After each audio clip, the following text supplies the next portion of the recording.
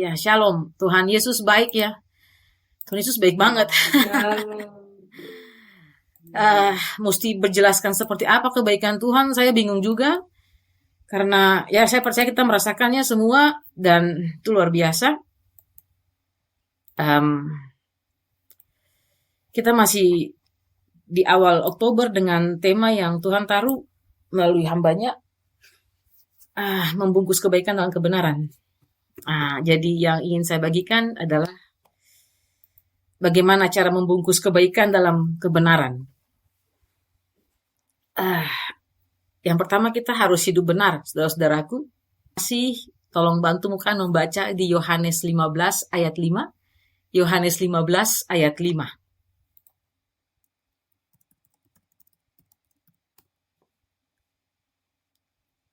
Demikian firman Tuhan, akulah pokok anggur dan kamulah ranting-rantingnya. Barang siapa tinggal di dalam aku dan aku di dalam dia, ia berbuah banyak. Sebab di luar aku kamu tidak dapat berbuat apa-apa.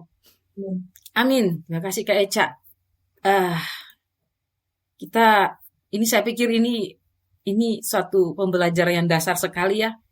Untuk kita bisa hidup dalam kebenaran, kita bisa menjadi murid Kristus yang merepresentasikan, menggambarkan, mewakili Allah di bumi ini. Kita perlu tinggal dalam Tuhan, sebab di luar Tuhan tidak bisa berbuat apa-apa. Tidak bisa berbuat apa-apa. Boro-boro buat orang lain, buat diri sendiri, buat keluarga sendiri, tidak bisa berbuat apa-apa. Dan kita sudah sama-sama belajar bagaimana kita hidup dalam Kristus. Kita perlu membangun komunikasi dengan Dia. Hakikatnya Allah, yang Allah kehendaki bagi setiap kita kan membangun komunikasi. Ada komunikasi. Kemarin-kemarin ada satu senior banget, sudah sepuh sebenarnya, udah pensiun dari BPS juga di Jawa sana. Beliau sharing dengan saya dan beliau katakan, saya itu kata orang Tuhan udah tahu segalanya. Jadi kita nggak usah banyak omong sama Tuhan. Waduh, bahaya, itu kata orang. Gimana kata Tuhan? Sedangkan di Mazmur dikatakan Tuhan ingin kita curhat sama Tuhan kan ya. Curahkanlah isi hatimu, berserulah kepadaku. Tuhan tuh ingin kita membangun relasi dengan Tuhan. Ada relasi bapa dan anak. Ya, jadi relasinya adalah relasi bapa dan anak, sahabat, guru dan murid, apapun itu bentuknya, kita harus membangun relasi dengan Tuhan dengan setiap waktu setiap hari kita harus menyediakan waktu untuk membaca firman Tuhan, merenungkannya, membaca dan merenungkannya, meditate on it. Kita meditasi. Jadi nggak seperti Bapak Yosi pernah ngomong kalau baca Alkitab, jangan kejar setoran 7 pasal sehari kayak kereta api bacanya. Padahal belum ada kereta api di Provinsi Maluku. Jadi perlu ada waktu khusus dengan Tuhan. Saya berharap dan saya percaya kita semua terus berusaha untuk punya kualitas waktu yang berkualitas, quality time dengan Tuhan. Supaya apa? Supaya kita ada dalam kebenaran, supaya kita memiliki sesuatu yang bisa kita tampilkan buat dunia. Yang kedua, yang saya mau bagikan, bagaimana cara membungkus kebaikan dalam kebenaran? Kita tuh menerima penugasan dari Allah. Namanya membungkus kebaikan dalam kebenaran kan kita ingin berbagi dengan orang berarti. Itulah kita harus menerima penugasan itu dari Allah. Kita tentu hidup kita kan diatur oleh Tuhan, dipimpin oleh Tuhan. Tuhan suruh gini ya begini, begitu ya begitu. Harus menerima penugasan. Jadi nggak asal ya. Kalau bahasa orang artistik nggak random gitu. Saya minta bantuan salah satu saudara terkasih untuk membaca di Efesus 2 ayat 10. Efesus 2 ayat 10, demikian firman Tuhan. Karena kita ini buatan Allah, diciptakan dalam Kristus Yesus untuk melakukan pekerjaan baik yang dipersiapkan Allah sebelumnya. Ia mau supaya kita hidup di dalamnya. Amin. Amin. Terima kasih Mama Del. Jadi apa yang kita kerjakan di dunia ini tidak dalam semalam. Tuhan mimpi terus besok Tuhan tugaskan kita ya. Saya pikir makanya Tuhan tuh rumit banget. Kayak Daud mengatakan terlalu rumit. Nggak bisa jangkau pikiran Tuhan. Terlalu tinggi. Ibaratnya kita Windowsnya Windows 8. Tuhan tuh udah Windows berapa ya sekarang ya? 10, 11. Nggak bisa kita jangkau. Tuhan sudah persiapkan penugasan kita masing-masing dari Allah. Jadi jangan juga merasa kecil hati, merasa besar hati, tinggi hati, enggak. Karena penugasan kita tuh beda-beda. Oke, saat ini ada yang penugasannya cuma 1 talenta, ada yang 2 talenta. Waktu berjalan, siapa yang setia dengan 2 talenta kan dikasih double, yang tidak setia ditarik kembali. Jadi ini sesuatu yang terus berputar, terus kita kerjakan. Makanya di Filipi dikatakan tetap kerjakan keselamatanmu, karena ini akan terus dilipat gandakan, tidak statis, dinamis. Allah sangat dinamis, Allah sangat up to date. Kita punya penugasan tuh sudah dari jauh-jauh hari Tuhan tetapkan. Dan itu diterima pada waktu yang tepat. Itu diterima pada waktu yang tepat. Tuhan sudah menentukan saya harus S3 di Korea pada tahun 2019. Kalau Tuhan kasih 2014, keteteran saya. Karena Tuhan tahu belum matang nih buat keluar negeri. Masih sombongnya tinggi nih. Masih suka jalan-jalan. Kalau dikasih S3 tahun 2014, saya nggak lulus-lulus. Mungkin DO. Tapi ketika Tuhan sudah persiapkan matang, sudah lebih merasa bertanggung jawab, dan saya merasa saya mempertanggungjawabkan setiap rupiah negara keluarkan, itu pajak yang semua orang bayar di Indonesia, tukang beca, tukang ojek, dia bayar pajak, sampai saya bisa kuliah di luar negeri, saya mempertanggungjawabkan secara moral buat negara saya dan secara iman kepada Tuhan. Filipi 2 ayat 13. Karena Allah lah yang mengerjakan di dalam kamu baik kemauan maupun pekerjaan menurut kerelaannya. Amin. Amin. Terima kasih Angel. Jadi saudara, sudah Allah kasih penugasan, Allah yang kerjakan pula. Jadi kita nih apa? Numpang lewat doang. Kayak dibilang kita tuh kayak apa ya? Kayak rumput, hari ini ada besok tiada gitu kan. Hanya kayak kabut. Jadi nggak usah yang merasa tinggi diri. Kalau dikasih, saya belajar. Jujur, saya belajar untuk lebih rendah hati. Karena kadang-kadang tergoda buat tinggi hati. Nggak banyak orang S3 di luar negeri, come on. Di kampung saya apalagi. Saya belajar rendah hati itu tidak mudah, tapi saya terus belajar. Ini ayat yang saya perkatakan setiap hari dalam doa saya. Allah yang mengerjakan di dalam saya. Termasuk ketika ada masalah, ketika tantangan, kebingungan, nah saya akan perkatakan, bingung ini pun Allah mengerjakan bagi saya.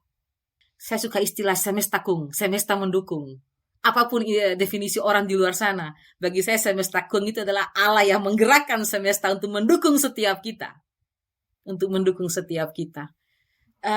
Saudara yang terkasih, itu yang poin yang kedua. Saya coba ini lagi ya. Yang pertama, kita hidup membungkus kebaikan dan kebenaran itu. Yang pertama, kita hidup dalam kebenaran itu sendiri dulu. Kita mengalaminya dulu.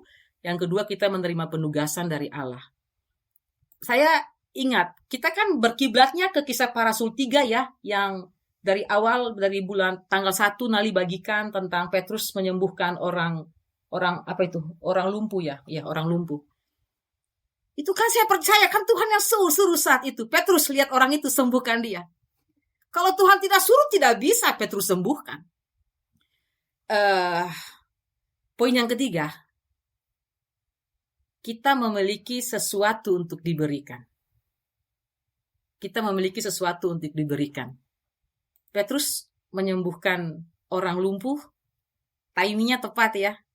Bukan waktu Tuhan Yesus masih ada.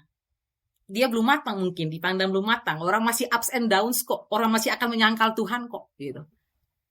Tapi menerima tugas setelah apa? Setelah menerima kuasa kan Pentakosta. Kan Tuhan Yesus bilang kan, kamu akan menerima kuasa. Roh Kudus akan turun ke atas kamu. Nah, setelah kita menerima sesuatu yang secara spesifik diberikan bagi setiap kita. Oke, kalau bicara kuasa, semua orang Kristen menerima kuasa itu. Tapi kan kalau kita bicara karunia, ada karunia menyembuhkan, ada karunia bernubuat, karunia mengusir roh jahat, karunia berkata-kata dalam bahasa roh. Jadi kita akan diperlengkapi dengan sesuatu yang itu untuk diberikan. Jadi numpang lewat aja. 2 Korintus 8 ayat 12, sebab jika kamu rela untuk memberi, maka pemberianmu akan diterima. Kalau pemberianmu itu berdasarkan apa yang ada padamu, bukan berdasarkan apa yang tidak ada padamu. Amin. Terima kasih Kakak Susan. Jadi berdasarkan apa yang ada pada kita, Tuhan sudah kasih duluan ke kita, kemudian Tuhan mau kita memberikan itu bagi orang lain. Tuhan yang mengerjakan di dalam kita, baik kemauan maupun pekerjaan, menurut kerelaan hatinya. Jadi anak Tuhan tuh mesti berbesar hati. Hatinya harus besar. Supaya makin besar pula yang numpang lewat itu. Kalau hatinya kecil, yang numpang lewat kecil saja. Kisah Para Rasul 1 ayat 8, Tetapi kamu akan menerima kuasa kalau Roh Kudus turun ke atas kamu, dan kamu akan menjadi saksiku di Yerusalem dan di seluruh Yudea dan Samaria dan sampai ke ujung bumi. Amin, amin, amin. Lebih dari uang, kita diberi kuasa oleh Allah. Dari Amin. tempat yang maha tinggi. Luar biasa. Kuasa untuk mengasihi, untuk mengampuni. Kita nggak usah pikir tinggi-tinggi deh. Masih banyak orang Kristen susah mengampuni, saudaraku. Masih banyak orang Kristen menyimpan kepahitan. Kita memuji Allah, kita memberikan ruang bagi Allah untuk mengambil alih segala sesuatunya. Maka kembali ke firman Tuhan yang tadi, Allah yang mengerjakan di dalam kita, baik kemauan untuk bekerja menurut kerelaan hatinya. Roh Kudus yang mengajak kita berdoa. Jadi mari saudaraku, sangat penting loh. Saya tidak tahu apakah kita semua sudah mengampuni dengan baik, puji Tuhan kalau sudah, tapi kalau masih ada simpan, 70 kali 70 kali ya mengampuni. Itu penting supaya doa kita didengar oleh Tuhan. Kita harus mengampuni sesama. Kalau hati kita masih bejana yang kantung anggur yang lama, anggur baru nggak bisa tinggal lama, anggur baru masuk keluar lagi. Anggur baru masuk keluar lagi karena ada yang belum beres di sini. Jadi terlalu kecil buat Allah untuk memberikan kuasanya bagi kita untuk memakai kita dengan luar biasa, itu terlalu kecil. Tapi pertanyaannya, hati kita, hidup kita sudah siap belum untuk menjadi dutanya Tuhan? Nah, ada hal yang menarik. Hati-hati kalau tidak punya sesuatu untuk diberikan, jangan paksa untuk memberikan. Ada contoh di Alkitab di mana orang memberi sesuatu yang tidak dia miliki. Ini hati-hati ya, kiranya Roh Kudus memberi kita kepekaan ya. Karena panggilan kita berbeda-beda, saudara-saudaraku. Panggilan kita berbeda-beda. Kita mungkin sama-sama anak Tuhan, tapi panggilan kita berbeda, karunia kita berbeda. Kalau kita merasa si A ini sama kayak saya kok, sama-sama ikut pengajaran di Mutiara Kasih Karunia, si A bisa lakukan ini, harusnya saya bisa dong. Hati-hati. Saya minta bantuan satu saudara untuk membaca Kisah Para Rasul 19 ayat 13 sampai 16. Demikian firman Tuhan. Anak-anak Skewa. Juga beberapa tukang jampi Yahudi yang berjalan keliling di negeri itu mencoba menyebut nama Tuhan Yesus atas mereka yang kerasukan roh jahat. Dengan berseru katanya, "Aku menyumpahi kamu dengan nama Yesus yang diberitakan oleh Paulus." Ayatnya yang ke-14. Mereka yang melakukan hal itu ialah 7 orang anak dari seorang imam kepala Yahudi yang bernama Skewa. Ayatnya yang ke-15. Tetapi roh jahat itu menjawab, "Yesus aku kenal dan Paulus aku ketahui. Tetapi kamu, siapakah kamu?" Ayatnya yang ke-16. Dan orang yang dirasuk roh jahat itu menerpa mereka dan menggagahi mereka semua dan mengalahkannya, sehingga mereka lari dari rumah orang itu dengan telanjang dan luka-luka. Amin. Amin. Terima kasih Mama Garpe. Ini contoh dari orang-orang yang memberikan sesuatu yang tidak dia miliki. Dia tidak memenuhi syarat yang pertama pun, tidak dalam kebenaran. Mana ada menyumpahi dengan nama Yesus? No. Tidak menerima penugasan dari Allah. Dan tidak memiliki sesuatu untuk diberikan. Tapi sok tahu. Kiranya Tuhan memberi kita hikmat, kepekaan. Kita ini masih darah dan daging soalnya. Ya kayaknya butuh cari Tuhan tiap hari. Karena peluang jatuh tiap saat ada. Iblis aja kenal Paulus. Apalagi Tuhan Yesus, jangan tanya. Terus kata iblis, "Lo, siapa lu?" Gitu kan. Siapa lu? Kagak tahu. Itu kalau kita film-film fiksi gitu, akses ditolak ya. Kagak kenal gue sama lu. Nggak ada dalam database lu gitu. Minggir. Lu nggak minggir gue hajar. Nah dihajar beneran. Jadi Tuhan jauhkanlah ya saudaraku. Dan yang terakhir yang ingin saya bagikan adalah bagaimana cara membungkus kebaikan dan kebenaran. Kita harus memperhatikan cara kita memberikan. Cara kita memberikan itu. Waktu Petrus, Tuhan pakai menyembuhkan orang lumpuh itu kan, dia dengan segala otoritas, dengan segala keberanian kan. Saya percaya Petrus berkata, "Emas dan perak tidak ada padaku, tapi apa yang kupunyai kuberi kepadamu dalam nama Yesus Kristus." Petrus gak mungkin bilang, dalam nama Yesus Kristus. Masih ragu gitu, masih mencari-cari ini bener gak nih Tuhan kasih gitu. Tapi ada suatu otoritas yang dengan keyakinan bahwa ya ini penugasan Tuhan yang Tuhan kasih buat saya. Ada iman di sana saudaraku, ada iman. Saya minta bantuan salah satu saudara untuk membaca dari Markus 11 ayat 24. Karena itu aku berkata kepadamu, apa saja yang kamu minta dan doakan, percayalah bahwa kamu telah menerimanya, maka hal itu akan diberikan kepadamu. Amin. Amin. Terima kasih Kakak Ata. Apa saja yang kamu minta dan doakan, percaya telah menerimanya. Iya, ada otoritas karena dia tahu dalam Petrus tahu dalam kebenaran, Petrus mengerti dia menerima penugasan itu, dan dia menerima kuasa karena Roh Kudus sudah dalam dirinya, maka dengan iman dia berkata dan terjadilah seperti apa yang dia sampaikan. Dan bagian yang kedua dari cara kita memberikan, saya minta bantuan salah satu saudara tolong membaca di Kolose 3 ayat 17. Dan segala sesuatu yang kamu lakukan dengan perkataan atau perbuatan, lakukanlah semuanya itu dalam nama Tuhan Yesus, sambil mengucap syukur oleh Dia kepada Allah Bapa kita. Amin. Amin. Jadi kita lakukan dalam nama Tuhan Yesus. Petrus mengatakan demi nama Yesus Kristus, orang Nazaret itu berjalanlah. Dan mengembalikan segala pengucapan syukur kepada Allah. Belakangan ini Tuhan terus ingatkan saya betapa dulu ketika saya di awal-awal mulai kenal Tuhan dan saya bersaksi dan saya sampaikan kebenaran, cara saya mungkin salah, belum sungguh-sungguh dalam Tuhan. Dan Tuhan mengingatkan saya dalam banyak hal dengan keluarga saya, dengan teman saya, dan Tuhan saya minta ampun kalau mungkin cara saya malah membawa kepahitan bagi orang lain. Saya tidak bisa memulihkan hati mereka yang tawar itu. Tuhan tolong pulihkan gitu. Dan terima kasih untuk terus mengajar saya secara pribadi dan kita semua. Ya kadang-kala mungkin cara kita mungkin kurang tepat. Ya ketika Roh Kudus ingatkan, kita minta ampunan. Jangan kapok-kapok ya.